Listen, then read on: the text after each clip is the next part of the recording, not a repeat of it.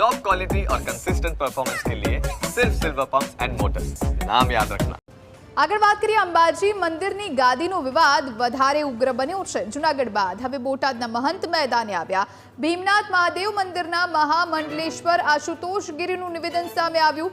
આશુતોષ ગિરી બાપુ હરિગીરી બાપુના સમર્થનમાં આવ્યા છે। આ સાધુઓ વચ્ચેની લડાઈ નથી તેવું તેમણે કહ્યું। કોઈના ખભે કોઈ બંદૂક ફોડી રહ્યું છે।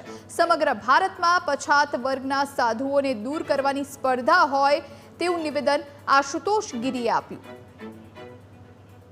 બાપુને વચ્ચે લાવીને જે બેફામ આક્ષેપ કરવામાં આવ્યા છે તેનાથી હું ખૂબ જ વ્યથિત થયો અને દાદાગીરીથી જો એમ કહેવામાં આવતું હોય કે અમે ભવનાથમાં નહીં ઘૂસવા દેવી તો કોકના બાપની જાગીર તો ભવનાથ નથી ને, અને ગુજરાત કોઈના બાપની જાગીર નથી।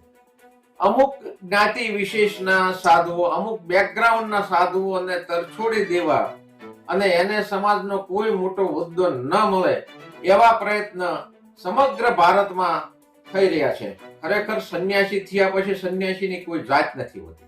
આ લડાઈ અગડા અને પીછડાની છે, આ સાધુઓ વચ્ચેની લડાઈ નથી અને આપણે બધાએ એક થવાની જરૂર છે। જો એક નહીં હોય તો આપણે ખલાસ થઈ જઈશું। આ સમગ્ર ભારતમાં પછાત વર્ગના ઓબીસી વગેરે સાધુઓને કોઈ પણ સંજોગોમાં નીચા પાડી અને દૂર કરવા માટેની આ સ્પર્ધા છે અને આને રોકવી બહુ જરૂરી છે। આ તમામ સાધુઓને અપીલ કરું છું। મહેશ ગિરીને હું રૂબરૂ મળ્યો નથી, એમનું બેકગ્રાઉન્ડ મને ખબર નથી, પણ એ પોતે જો આ વાત કરતા હોય તો હલાહલ ખોટી વાત છે।